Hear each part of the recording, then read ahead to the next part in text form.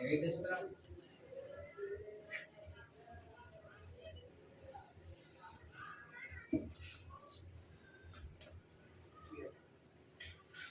साथी, कल की क्लास में हम लोगों ने शेरशाह सूरी को कंप्लीट किया था।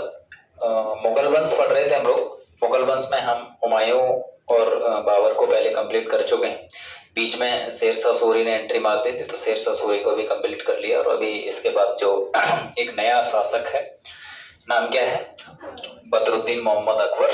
तो अकबर को पढ़ते हैं हम लोग आज, ठीक है। सबसे पहले अकबर की थोड़ी सी पर्सनल डिटेल की बात कर लें तो अकबर का जो जन्म है 1542 ईस्वी में। कब? 1542 ईस्वी में, मतलब राजा छत्रसाल के महल में इनका जन्म हुआ था 1542 ईस्वी में। राज्याभिषेक हो रहा है इनका 1556 में, मात्र 13 वर्ष की उम्र है इनकी, और मृत्यु होती है इनकी 1605 में। ये आपको याद रखना है।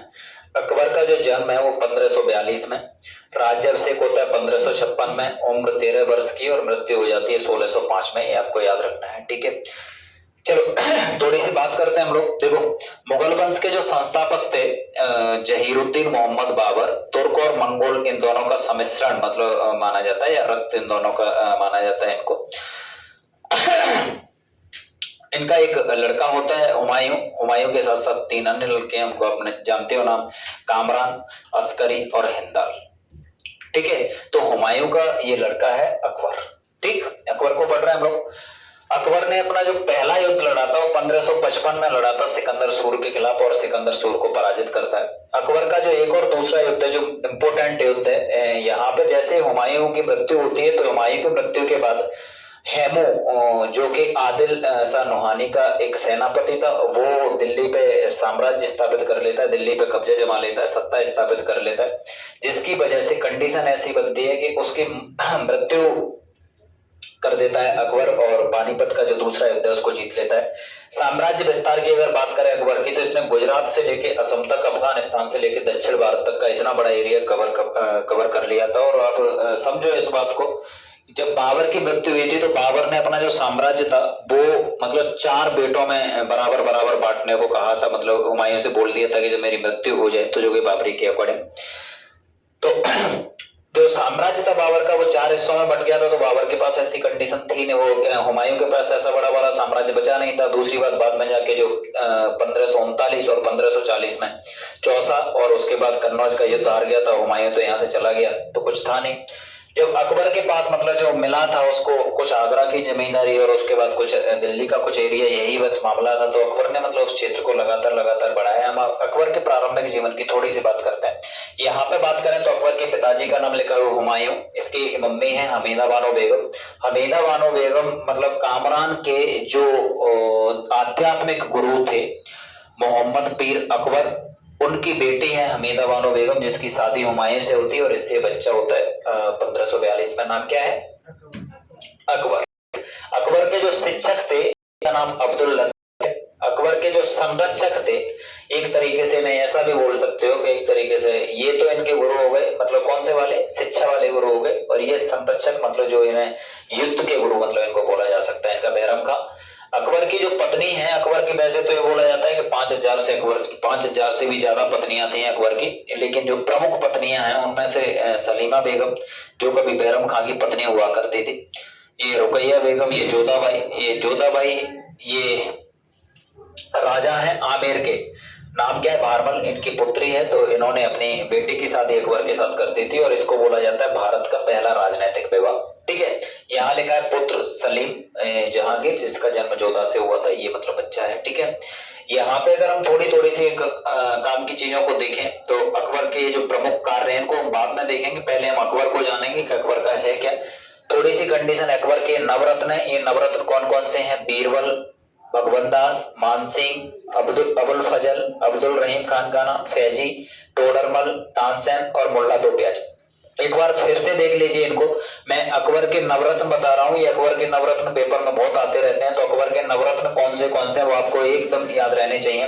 ये 3 तो ये देखो हिंदू थे, बीरबल, भगवंदास, मानसिंह, ठीक है। ये तानसेन भी मतलब हिंदू था, इसने मतलब अपना धर्म कन्वर्ट कर लिया था पहले, मतलब ब्राह्मण है ये भी, बीरबल भी ब्राह्मण है। अबुल फजल और अब्दुल रहीम खान काना फैजी ये तीनों रहे। इनमें से अबुल फजल और फैजी ये दोनों भाई हैं। ठीक है। ये अब्दुल रहीम खान काना मतलब किसके बेटे हैं, ये क्या नाम है इसका, बैरम खां के पुत्र हैं। ठीक है। और अब्दुल रहीम खान काना सलीम के गुरु भी हैं। टोडरमल शेरशाह सूरी के कभी क्या हुआ करते थे, राजस्व विभाग के हेड हुआ करते थे, जिन्हें अकबर ने मतलब अपने हेड बना लिया था। और यही तो अकबर की खूबी थी कि अकबर ने मतलब सब चीजों को एक्सेप्ट किया। अकबर वो वाली कंडीशन में नहीं है जो मतलब आप लोग ऐसी कंडीशन में रहते हैं। अकबर को विरोधाभासों का सम्मिश्रण भी मतलब ऐसी कंडीशन, ना तो उन्हें हिंदू एक्सेप्ट करते ना उन्हें मुसलमान, और एक्सेप्ट करने वाले लोग हैं वो दोनों ही कम्युनिटी से आते हैं। तो मतलब ये वाला मामला है। ये मुल्ला दो प्याजा, ये इनके नवरत्न, एक बार फिर से इनका नाम याद कर लो, बीरबल, भगवंत मानसिंह, बीरबल, भगवंत मानसिंह और तानसेन, चार ये हो गए। अबुल फजल, अब्दुल रहीम खान खाजा फैजी ये तीन ये हो गए। टोडरमल और मुल्ला दो प्याजा। ठीक है, याद रहेंगे आपको, 9 लोग हैं, ये आपको नवरत्न याद रखने हैं इनके। ठीक है। यहाँ पे प्रमुख कार्यों की थोड़ी थोड़ी सी बात कर लेते हैं तो पहले से, जिससे कि आपको दिक्कत बाद में ना हो। दास प्रथा की समाप्ति ये 1562 में की। तीर्थ यात्रा कर की समाप्ति ये 1563 में की। जजिया कर की समाप्ति ये 1564 में। मतलब दास प्रथा की समाप्ति, तीर्थ यात्रा कर और जजिया कर ये समाप्त कर लिए थे। सर्वधर्म संभाव की नीति चलाई, मतलब सभी धर्मों को समान रखने की नीति अकबर ने चलाई। दीन ए इलाही स्थापना की। दीन ए इलाही अपने आप में एक धर्म है, और अकबर ने सभी धर्मों का जो निचोड़, जो अकबर ने बोला कि मतलब देखो ये सारी की सारी नदियां हैं, जिन धर्मों की हम बात करें, चाहे हिंदू धर्म हो, चाहे बौद्ध हो, जैन हो, पारसी हो, सिख हो, कोई भी, मतलब ये जो धर्म है, इन धर्मों का सिस्टम ऐसा रहा एकदम सीधा सीधा सा कि मतलब भाई अलग अलग अपने रास्ते हैं, लेकिन इन रास्तों की जो मंजिल है वो सबकी एक ही है। तो क्यों ना मंजिल की बात की जाए तो दीन इलाही मतलब एक तरीके से इंसानियत पे आधारित धर्म है। इसको बीरबल ने एक्सेप्ट कर लिया था, मतलब एकमात्र हिंदू राजा जिसने दीन इलाही को एक्सेप्ट किया, क्योंकि राजा की उपाधि और कभी प्रिय की उपाधि मिली हुई थी बीरबल को, जो अकबर के द्वारा दी गई थी। मनसबदारी प्रथा चलाई थी इसने। अपने इक्तेदारी का या एकता प्रणाली का नाम सुना होगा, जो कि इल्तुतमिश ने चलाई थी। अपने साम्राज्य को कुछ भागों में डिवाइड कर दिया। अकबर ने अपने साम्राज्य को मनसबों में बांट दिया था, जिनको नगद वेतन दिया जाता था। भूमि की पैमाइश करवाई, आगरे का किला बनवाया। भाई ध्यान से, अकबर ने जो कार्य किए थे इनमें से प्रश्न बहुत आते हैं। आगरे का किला बनवाया, लाहौर का किले बनवाया और इलाहाबाद का किला, ये तीनों याद रखने आपको, आगरे का किला, लाहौर का किला और इलाहाबाद का किला। हुमायूं का मकबरा, मतलब वैसे तो हुमायूं के जो वाइफ है उनको इसका क्रेडिट जाता है, लेकिन पैसा का ही है। हुमायूं का मकबरा भी मतलब अगर हमीदा बानो बेगम ऑप्शन में आ जाता है तो लगा देना, नहीं तो फिर किसका नाम लगा देना, अकबर का। बुलंद दरवाजा जो कि फतेहपुर सीकरी में स्थित है, गुजरात विजय के उपलक्ष्य में बुलंद दरवाजे का निर्माण करवाया था अकबर ने फतेहपुर सीकरी में। और फतेहपुर सीकरी में ही अकबर ना बनवाया उसी किले में, लोगों को याद देना। यहाँ पे अकबर के काल को मुगल काल का क्या कहा जाता है, स्वर्ण काल कहा जाता है। मैं ये थोड़ा सा जो ओवरव्यू है वो आपको बता रहा हूँ, जिससे कि तुम्हें समझने में बहुत आसानी हो जाएगी। अकबर के काल को क्या बोला जाता है, मुगल काल का स्वर्ण काल बोला जाता है, मतलब golden period of Mughal era. 1602 में सलीम ने विद्रोह किया, मतलब सलीम कौन है, अकबर का बेटा है जहांगीर, यही मतलब अपने बाप के खिलाफ विद्रोह कर रहा है 1602 में। क्या वजह थी वो आपको पता चल जाएगा। वीर सिंह बुंदेला है, ये अबुल फजल की हत्या कर देता है। अकबर के नवरत्नों में से एक है अबुल फजल, इसकी हत्या कर रहा है वीर सिंह बुंदेला, ये ओरछा का शासक है। क्यों कर रहा है वो आपको पता चलेगा। 1578 में अकबर ने मजहर की घोषणा की, मतलब सर्वे सर्वा घोषित किया खुद को। तो क्या मामला था इसका, तुलसीदास जो रामचरितमानस के लेखक हैं, रामचरितमानस मतलब रामायण हम जिसको बोलते रहते हैं हिंदी में, अवधी भाषा में लिखी हुई है बेसिकली, हिंदी में जिन्हें हम पढ़ते रहते हैं। तो रामचरितमानस है, इसकी भी जो रचना है वो तुलसीदास ने की और वो अकबर के दरबार में हुई। बीरबल को राजा और कवि प्रिय की उपाधि मिली थी। ये महेश दास नाम था इनका, ब्राह्मण परिवार में जन्म हुआ था इनका, किसका, बीरबल का। उसके बाद यह लिखा हुआ जैन मुनि हरविजय सूरी को जगत गुरु की उपाधि मिली थी। जैन मुनि हरविजय सूरी को किसकी उपाधि मिली थी, जगत गुरु की। तो मतलब मामला ऐसा है अकबर का, देख रहे हो कभी वो जैन मुनि हरविजय सूरी, मतलब ये तो जैन धर्म से संबंधित व्यक्ति, इसका सिस्टम क्या है आप लोगों को समझ में आएगा। चलो, तो इसको एकदम से ऐसा वाला मामला, कभी ट्रेलर था, ये क्या है ट्रेलर, तो अभी फिल्म देखते हैं। अकबर का जो जन्म हुआ, किसका, अकबर का जब जन्म हुआ तो अकबर का जन्म एक ऐसी स्थिति में हो रहा है जहां पे उसके पिताजी राजा नहीं है, शासक नहीं है, बादशाह नहीं है। उसके पिताजी राणा छत्रसाल के महल में मतलब जन्म हो रहा है, मतलब दूसरे के घर पे शरण लिए हुए हुए उस समय पे उसका जन्म हो रहा है। उसकी जो मम्मी है वो एक सन्यासी की बेटी है, समझ लो तुम। अकबर का जन्म से लेके अकबर के माइंड में ये चीजें मतलब भरी गई, मतलब भरी गई कि मतलब तेरे बाप से राज्य छीन लिया गया, तुझे ये करना है, तुझे वो करना है। तो अकबर के बचपन से ही ऐसा वाला मामला था कि मुझे ताकत जनरेट करनी है। क्या ताकत जनरेट करनी है। और ये लड़का जब 13 साल का होता है, 13 साल की उम्र में युद्ध लड़ लेता है। और युद्ध लड़ता है 1355 में, और इस युद्ध को ना सिर्फ लड़ता है बल्कि शेर को क्या बोलते हैं को भी करता है। जैसे ही करता है बाप को कॉन्फिडेंस आ जाता है, मतलब हुमायूं को कॉन्फिडेंस आ जाता है, और हुमायूं बोलता है कि यार मतलब चलो युद्ध लड़ना चाहिए। और सरहिंद का युद्ध होता है। बैरम खान इनका संरक्षक मतलब एक तरीके से सेनापति के रूप में काम करता है। बैरम का हुमायूं और अकबर ये सरहिंद के युद्ध में मतलब पराजित करते हैं। किसको? सूर को। सूर मतलब ये शेरशाह सूरी वाले वंश को। उसके बाद मतलब दिल्ली पे जाती है कौन वंश की? मुगल वंश से। हुमायूं राजा बन जाता है। ठीक है, हुमायूं जैसे ही राजा बनता है, हुमायूं का मामला बिल्कुल सहृदय व्यक्ति है, इंसानियत पे फोकस करने वाला मामला है, उदार व्यक्ति है, किताब पढ़ने का शौक है। तो दिल्ली में एक दीनपना नामक पुस्तकालय की स्थापना करवा रखी थी। तो उस पुस्तकालय से मतलब पुस्तक पढ़ पढ़ा के निकल रहा होगा, तो सीढ़ियों से फिसल गया और फिसलते फिसलते नीचे जा गिरा और मौत हो गई। इसी पे लैनपुल नामक एक इतिहासकार है, इन्होंने कहा कि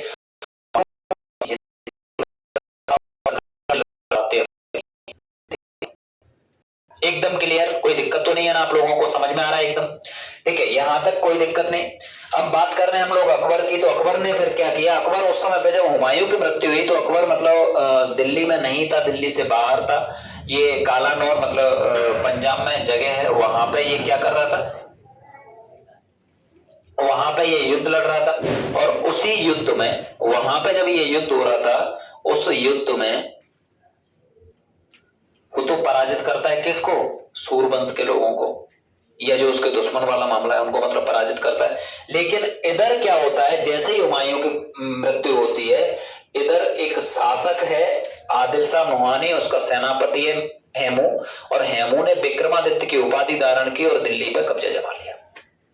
दिल्ली पे कब्जा जमाया, ये वाली बात अकबर को पता चलती है। तो बैरम खां और अकबर मतलब वहां से आते हैं यहाँ पे, और पानीपत के मैदान में फिर से युद्ध छिड़ जाता है। और ये युद्ध पानीपत की दूसरी लड़ाई के नाम से जाना जाता है। 1556 में ये युद्ध होता है, और इस युद्ध में हेमू की मृत्यु हो जाती है। ये अंतिम हिंदू शासक है, ये अंतिम हिंदू शासक है जिसने दिल्ली पे शासन किया था।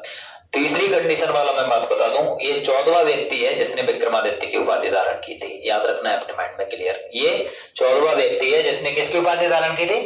विक्रमादित्य की उपाधि धारण करने वाला 14वां व्यक्ति है। अकबर शासक बन जाता है। अब मैं तुम्हें एक कहानी बता रहा हूं छोटी सी, जिससे समझ में आएगा। अकबर ने 5 शादी कर ली भाई। कैसे, क्या हुआ था मामला? अकबर के माइंड में किसी ने मतलब शायद ये वाली बात भरी थी कि हिंदुओं में ऐसे ऐसे मतलब भगवान या फिर जैसे महापुरुष हुए जिन्होंने मतलब क्या बोलते हैं 16,108 शादी मतलब कर ली, ऐसा इस कुछ मामला। अकबर ने बोला कौन सी बड़ी बात है यार शादी करना, बोला मैं भी कर लूंगा। अकबर ने जहां पे भी लड़कियों का ग्रुप देखा बोल दिया सब मेरी वाइफ है। अपनी साइड से बोल दिया कबूल है कबूल है कबूल है। उन्होंने कुछ बोला ही नहीं, मतलब बोला मैंने कबूल कर लिया तो बस काम खत्म। और सबके साथ एक सबको किया एक साथ। अकबर ने ऐसे कर करके मतलब शादियां कर ली 5,000 से ज्यादा, ऐसा बताया जाता है। सच्चाई कितनी है इसमें मुझे कुछ नहीं मालूम है। ठीक है, 5,000 से ज्यादा शादी कर ली। इनमें से एक शादी बहुत ज्यादा इंपॉर्टेंट रही, और वो शादी ये रही कि इसके जो संरक्षक है मतलब एक तरीके से गुरु की तरह है, उनका नाम क्या है? बैरम खां। क्या? बैरम खां। तो बैरम खां की पत्नी है सलीमा बेगम, उससे बोला कि तुम मेरी वाइफ हो। सलीमा बेगम ने बोला कि मतलब तू तो यार मेरे बच्चे जैसा, मेरे तेरी उम्र का तो मेरा बच्चा। बोला बच्चा और पति से मुझे कोई मतलब नहीं, तू मेरी वाइफ है बस। सलीमा बेगम ने बोला ठीक है, बच्चा पागल हो गया, मान लो क्या दिक्कत है? बोला अच्छा मैं वाइफ हूं तेरी? हाँ वाइफ है तू मेरी। बोला ठीक है।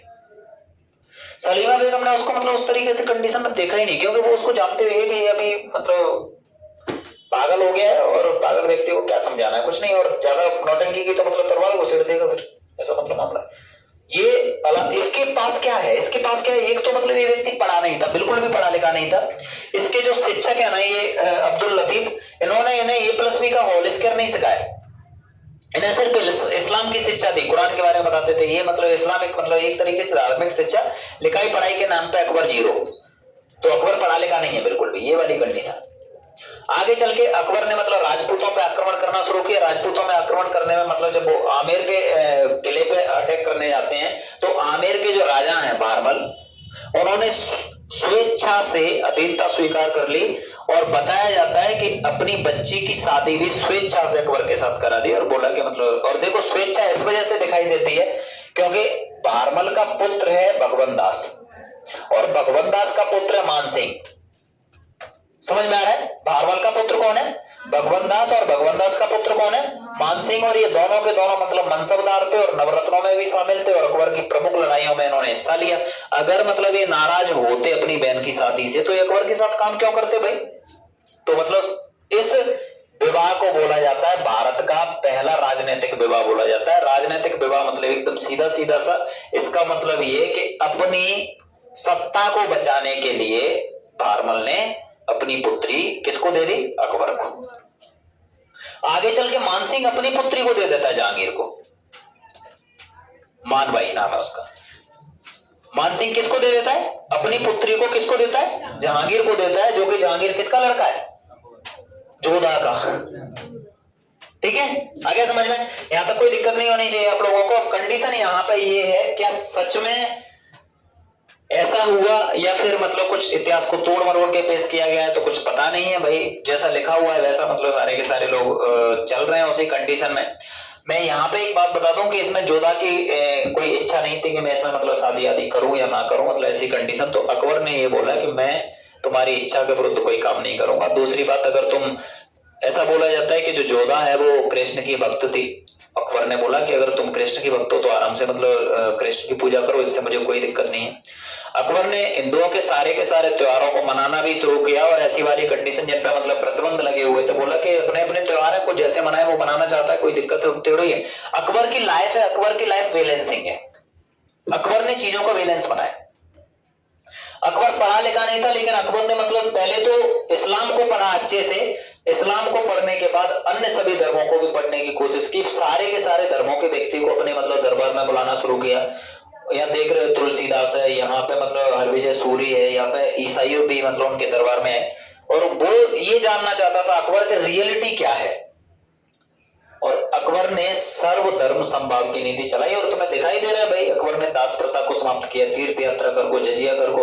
अकबर महान बोला जाता है। क्या बोला जाता है? अकबर महान बोला जाता है। तो ये वाली कंडीशन है अकबर की। ठीक है, अकबर ने मतलब जो साम्राज्य विस्तार की बात कर रहे हो तो अकबर ने देख रहे हो गुजरात से लेके असम तक का एरिया मतलब पूरा का पूरा कवर अप कर लिया था। अफगानिस्तान से लेके दक्षिण भारत तक का मतलब एरिया कवर अप कर लिया था। एक जो कंडीशन है जो बोला जाता है, महाराणा प्रताप का आपने नाम सुना होगा, सुना है कि नहीं सुना महाराणा प्रताप का? तो कंडीशन क्या है, 1568 में अकबर स्वयं युद्ध लड़ने गया, और युद्ध है ये मतलब मेवाड़ के खिलाफ है, चित्तौड़गढ़ इसकी ये वही लोग हैं मतलब महाराणा प्रताप वाला मामला। तो उदय सिंह राणा महाराणा प्रताप के पिताजी हैं। उदय सिंह राणा को अकबर ने पराजित किया, और पराजित करने के बाद उदय सिंह राणा भाग गया, और उसके बाद मतलब वो एरिया पे चित्तौड़गढ़ पे अकबर ने कब्जा कर लिया। धीरे धीरे मतलब अकबर ने तो ध्यान नहीं दिया, इन लोगों ने धीरे धीरे करके फिर से मतलब इकट्ठा कर लिया साम्राज्य को, सेना को। और महाराणा प्रताप ने मतलब बोला कि मैं अधीनता स्वीकार नहीं करूंगा अकबर की। किसकी अधीनता स्वीकार नहीं करूंगा? अकबर की अधीनता स्वीकार नहीं करूंगा। तो 1576 में अकबर तो नहीं गया, अकबर ने मानसिंह को भेज दिया और यूसुफ खां को मतलब भेज दिया, बोला कि जाओ महाराणा प्रताप को मतलब जीत के लाओ। तो ये लोग गए, महाराणा प्रताप से युद्ध हुआ 1576 में। हल्दी घाटी का युद्ध आपने नाम सुना होगा। तो हल्दी घाटी के युद्ध में मानसिंह और यूसुफ जही की सेना जीत जाती है, मतलब मुगल सेना जीत जाती है, और अकबर महाराणा प्रताप की सेना पराजित हो जाती है। लेकिन महाराणा प्रताप ने बोला कि भाई मैं हार नहीं स्वीकार करूंगा, और दूसरी बात ये कि मैं किसी की अधीनता स्वीकार नहीं करूंगा। महाराणा प्रताप जब भी मतलब पढ़ते हैं या जब भी हम देखते हैं, तो तुमने कभी मतलब उदय सिंह राणा की मतलब मूर्ति, राणा सांगा की मूर्ति है, इनके महाराणा प्रताप के बेटे की मूर्ति, इनकी मूर्ति लगती हुई क्यों नहीं देखी? क्योंकि 5 उंगली बराबर नहीं होती है। महाराणा प्रताप कोई बड़े राज्य क्षेत्र के शासक नहीं थे। महाराणा प्रताप ऐसा नहीं था कि उन्होंने अकबर को पराजित किया था। महाराणा प्रताप का ऐसा मतलब मामला नहीं है। महाराणा प्रताप को इस वजह से जाना जाता है कि वो एक स्वाभिमानी व्यक्ति थे, और स्वाभिमान से बड़ी कोई चीज नहीं होती है। मतलब आपकी हार तब होती है जब आप हार मान जाते हो। आपकी हार कब होती है? जब आप हार मान जाते हो। महाराणा प्रताप ने यह बोला था कि मैं घास खाना स्वीकार करूंगा, लेकिन अकबर की अधीनता स्वीकार नहीं करूंगा, और ये अपने आप में बहुत बड़ी बात है। और महाराणा प्रताप ने अपनी पूरी जिंदगी में कभी भी अकबर के चरण नहीं छूमे। ये बहुत बड़ी बात है। देखो, बहुत बड़ी बात ये नहीं है। आप में से कितने लोग मतलब मान सिंह को नाम जानते हैं? कितने लोग भगवान दास को पूछते हैं? कहीं लगी हुई है मूर्ति? कहीं कुछ ऐसा मामला है? कितने लोग जय सिंह को जानते हैं, जो मतलब औरंगजेब के सेनापति थे और शिवाजी को हरा के आए थे? लेकिन कोई नहीं जानता। लेकिन शिवाजी है, महाराणा प्रताप है, भाई नाम है, एक ब्रांड है। क्या है? ब्रांड। एक सिंपल सा मामला है भाई। नदी तब तक ही है जब तक वो नदी है, जैसे ही समुद्र में मिलती है अस्तित्व समाप्त। इसीलिए इसे तो बोला जाता है कि भाई बड़े लोगों से मित्रता मत करो। बड़े लोगों से मित्रता करने के बाद तुम्हारी कोई हैसियत नहीं रहती। मित्रता सिंपल सा मामला है ना भाई। अगर आप मुख्यमंत्री के पास सेल्फी लोगे या मुख्यमंत्री के साथ रहोगे, तो मुख्यमंत्री को जानती है दुनिया, तुम्हें थोड़ी। अगर तुम्हें जानती भी तो मुख्यमंत्री का ये है, मुख्यमंत्री का वो है, मुख्यमंत्री का चेहरा। अगर आप अपने साइकिल के मालिक को, बहुत बड़ी बात है किसी के हेलीकॉप्टर के नौकर होने से। इसका मतलब किसी के हेलीकॉप्टर में बैठने से बढ़िया है कि अपनी साइकिल पे बैठो। किसी राजमहल का नौकर होने से अच्छा है कि अपनी झोपड़ी का मालिक बना जाए। कोई दिक्कत नहीं है। अपनी झोपड़ी में कितने बजे तक सोना है ना? कोई उठाने वाला मतलब मामला नहीं है। कोई तुम्हें टॉर्चर करने वाला मामला नहीं है। तुम्हारी अपनी इच्छा है, तुम्हारी अपनी झोपड़ी है, तुम्हारे मर्जी के मालिक हो तुम खुद। लेकिन जब आप दूसरों के यहाँ पे काम कर रहे हो, नौकर बन के काम कर रहे हो, तो नौकर होता है ना भाई। नौकरी और क्यों करी? नौकरी तो नौकरी है। आप अपनी मर्जी से नहीं चल सकते। आप अपनी मर्जी के मालिक नहीं बन सकते। तो ये वाली कंडीशन तो मैं बोलूं, देखो महाराणा प्रताप का मतलब बिल्कुल यार सच में, मतलब मुझे तो ऐसा होता है कि प्रत्येक व्यक्ति के आदर्श होने चाहिए महाराणा प्रताप। यहाँ पे मैं कहीं से कहीं तक भी महाराणा प्रताप की अकबर से कोई तुलना नहीं कर रहा, ना अकबर की तुलना महाराणा प्रताप से कर रहा हूं। मैं व्यक्ति के व्यक्तित्व की बात कर रहा हूं। मैं कहां बोल रहा हूं कि भाई मुख्यमंत्री कमजोर है, लेकिन मैं ये बोल रहा हूं कि मुख्यमंत्री का नौकर बनने में मुझे कोई दिलचस्पी नहीं है। आ रहा है समझ में? मुख्यमंत्री भाई बहुत बड़ी हस्ती है, लेकिन मैं छोटा हूं और मैं छोटा रहने में प्राउड फील करता हूं। मुझे कोई दिक्कत नहीं है 1% भी। मुझे इस बात की एक जरा से भी मतलब दिक्कत नहीं है कि मुझे मतलब बोला जाएगा कि चलो उठो ये वाला काम करो। नहीं यार, क्यों? मतलब मेरी नहीं है इच्छा, मैं नहीं कर रहा। आ गया समझ में?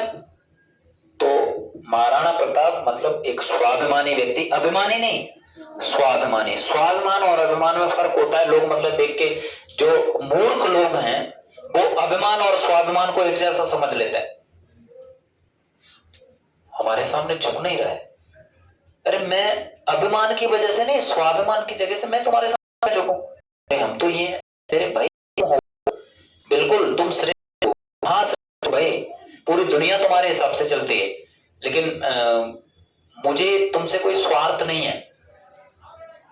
मुझे तुमसे कोई स्वार्थ नहीं है, और मैं मतलब भूखा रह जाऊंगा, ठीक है, तुमसे भीख। अच्छा, अकड़ दिखा रहा है, इस वजह से नहीं मांग रहा है। नहीं मेरा भाई अकड़ नहीं है, ये स्वाभिमान है। अंदर से जमीर गवाही नहीं देता है तुमसे कुछ मांगने का। अंदर से जमीर गवाही नहीं देता है, इस चीज को बोला जाता है स्वाभिमान। तो स्वाभिमानी होना बहुत बड़ी बात है। व्यक्ति की नियत क्या हो जाती है? डुगल जाती है।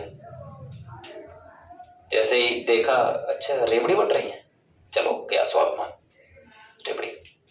रेवड़ी। यहाँ पे अगर महाराणा प्रताप सरेंडर करते तो ये नवरत्नों में क्या मतलब, मुझे लग रहा है उसी समय पर 10 रत्न हो जाते। आ रहा है समझ में? महाराणा प्रताप चले जाते तो महाराणा प्रताप तुरंत मतलब सेनापति बन जाते इनके यहाँ पे, लेकिन महाराणा प्रताप यहाँ पे तो कुछ भी बन जाते। लेकिन जो आज लोगों के दिलों की धड़कन है वो कभी नहीं बन पाते। जो आज चौराहे चौराहे पे महाराणा प्रताप दिखाई देते हैं वो नहीं हो पाता।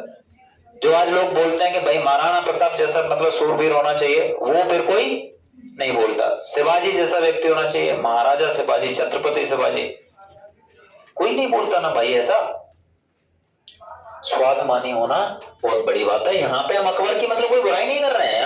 अकबर तो महान है भाई, अकबर की तो मतलब बुराई करने वाला मामला है। अकबर तो अकबर है। अकबर अपनी जिंदगी में कोई युद्ध नहीं आ रहा। अकबर ने मतलब जो उसके पिताजी निर्वासित जीवन व्यतीत कर रहे थे उसको मतलब ना सिर्फ सत्ता वापस दिलाते हैं, बल्कि ऐसी वाली कंडीशन में कि पानीपत के दूसरे युद्ध में हैमू को पराजित करके दिल्ली मतलब अपनी दम पे सत्ता स्थापित करने वाला व्यक्ति है वो। और पूरे भारत में मतलब एक मुगल साम्राज्य का झंडा फहराने वाला, जो कि गुजरात से असम और अफगानिस्तान से दक्षिण भारत तक कितने बड़े एरिया में मतलब अपना साम्राज्य स्थापित कर देता है।